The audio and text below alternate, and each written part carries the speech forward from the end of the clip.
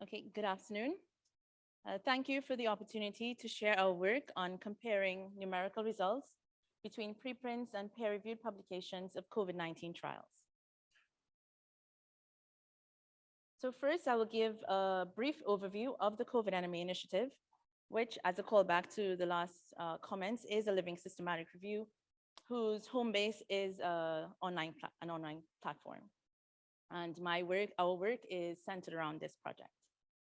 Then I will discuss my current research project within the COVID NMA. So the COVID NMA initiative is a living systematic review of randomized controlled trials assessing preventive interventions, treatments, and vaccines for COVID-19.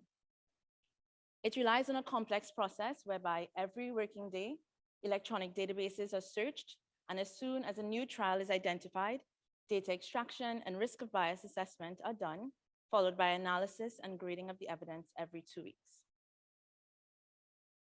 Currently, we search only the Cochrane COVID-19 study register and the Love platform daily to identify studies for extraction. Furthermore, weekly we search the Retraction Watch database to identify retracted studies. Now, screening and data extraction are done in duplicate with a third reviewer resolving disagreements. And as soon as the consensus is validated, data related to trial characteristics and risk of bias assessment are made available online on the COVID NMA platform and are used by guideline developers and the World Health Organization. Well, since submitting this presentation for this Congress, we have surpassed the 800 milestone. So currently we have over 800 randomized controlled trials and observational studies identified and extracted onto the COVID NMA platform, of which over 500 are treatment RCTs. Now, ancillary to that, to the COVID NMA project, for my project, we decided to focus on preprints. As we are aware, preprints have, there's been a surge in the use of preprints during the COVID-19 pandemic. Preprint is a version of a scientific article submitted before peer review to publicly accessible platforms.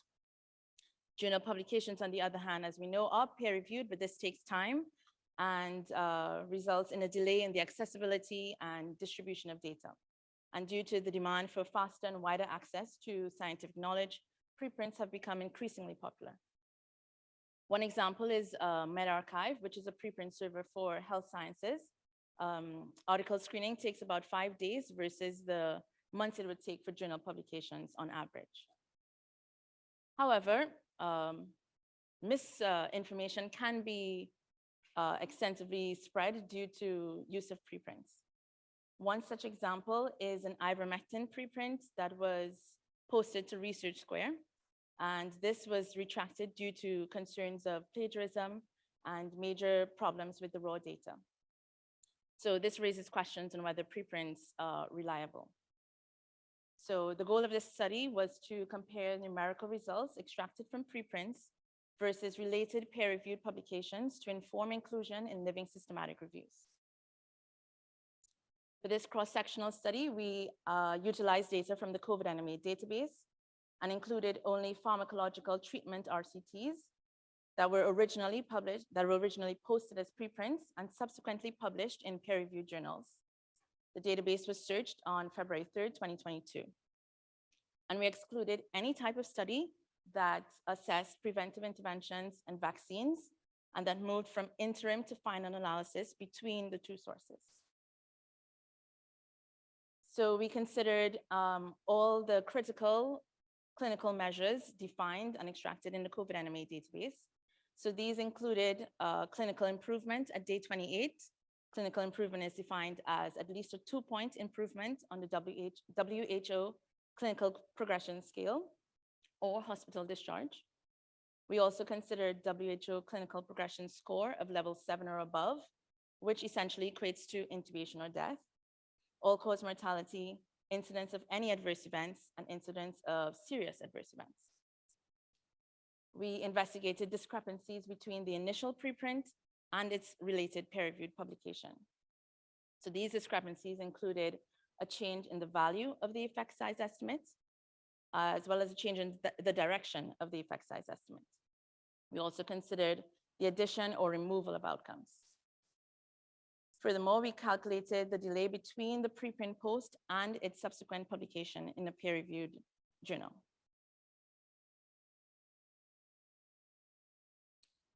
Overall, we retrieved 425 reports of randomized controlled trials in the COVID-NMA database. And after excluding those that were not preprint publication pairs and that did not report on any relevant outcome, were non-pharmacological treatment trials, and that moved from interim to final analysis between the reports. In total, we included 89 RCTs in this study. The median sample size was 146 participants, and there was a median delay between the preprint post and its publication in a peer-reviewed journal of 110 days, so approximately 4 months. 45% of the trials were blinded, 74% prospectively registered, and the majority were multi-center trials that received industry or mixed funding and that incorporated good randomization strategies to yield a low risk of bias in that domain. So for the 89 eligible preprint publication RCTs that were identified in the COVID-NMA database, 215 outcomes were reported in those 89 RCTs. And overall, 17 trials demonstrated a discrepancy between its preprint and its publication in 29 outcomes. Of these, 15 outcomes reported in 8 RCTs showed a change in the value of the effect size estimate. So this change in value can be a change between the number of participants that were reported in its preprint versus, the number of participants analyzed and that were reported in the preprint versus in its peer-reviewed publication, or a change in the absolute value of the outcomes. So a change in the number of events reported in its preprint versus the publication. We found no important change in the direction of the effect size estimate between the two sources. And 9 RCTs reported 12 new outcomes in its peer-reviewed publication that was not reported in the preprint. And 1 RCT reported 2 outcomes missing, had 2 outcomes missing in its peer-reviewed publication. Finally, 72 trials showed no discrepancy between its preprint and publication reports. Now this forest plot displays the 15 outcomes reported in the 8 RCTs that had a change in the value of the effect estimate. As we can see, the effect estimates, there was no important change in the direction of the effect estimates. In fact, the estimates are quite consistent and comparable. Oh, I forgot to mention that the preprints are in blue and the peer-reviewed publication estimates are in orange. In fact, so they were generally comparable. In fact, only 1 outcome in 1 RCT demonstrated as much as a 1 decimal point discrepancy in point estimate between the 2 sources. Now, there are some limitations to this study. First is that we cannot assess whether preprint-only trials, meaning those trials that were never published, if they were problematic, nor whether peer review prevented journal publication due to unsupported conclusions. Secondly, we focused on COVID-19 research on the COVID-NMA database. And so while this is relevant and important, it may not be a good representation of all types of research that was originally preprints and then became a peer-reviewed publication. And finally, we must acknowledge that the peer review process was affected by COVID-19. It was an emergent situation, and so the typical processes were affected. In conclusion, we found that numerical results were generally similar between COVID-19 preprints and related peer-reviewed publications in the majority of RCTs.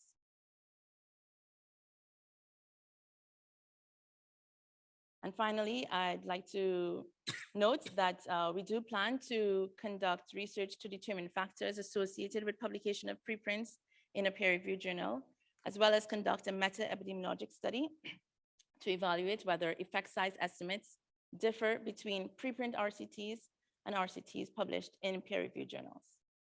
Thank you.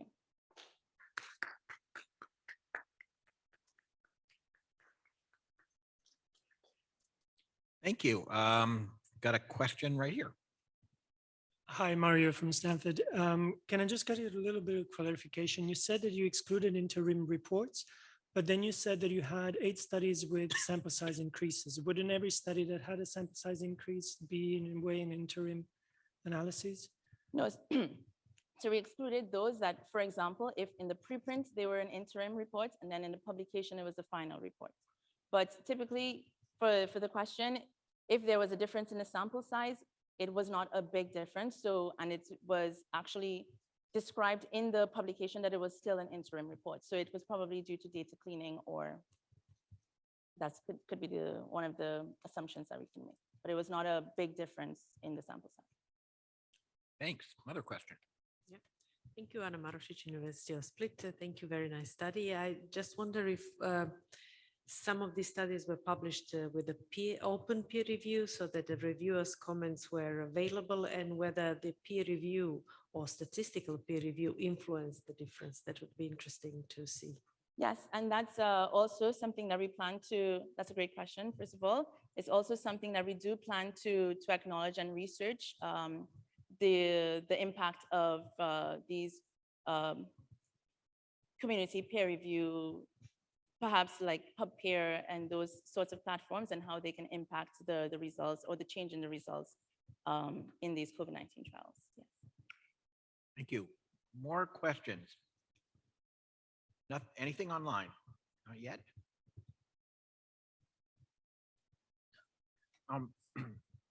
So one of the concerns that's been raised about COVID studies is how rapidly that they're done, and therefore how much sloppiness might enter into it. Your results would suggest that they haven't been that sloppy. Either that or the peer review has been pretty sloppy because there are really not any changes. Well, yes, that's exactly a good point. But as I said, and many people have said, that of course peer review was affected because of this emergency situation, but also we can sort of realize that perhaps the preprints that were published were already good preprints. So that's perhaps why the results were not different, that different. Online. Diane Kelsall from CMAJ asks, for the trials with changes in outcomes, did you compare the preprints and final paper with outcomes that were registered in the trial registration? If we compared it, no, in fact, we did not compare it in this study, but in general, for the COVID-NMA platform, we do take into consideration those the outcome reporting bias for these reports in the registry versus in the publication or in the preprint. But for this study in particular, and this small aspect of it, no, we did not consider that. Thanks. But it's good. We can incorporate that. Go ahead. Ben Mole, Monash University, Melbourne, Australia. Thank you for the presentation. How do you know that the data you present are true?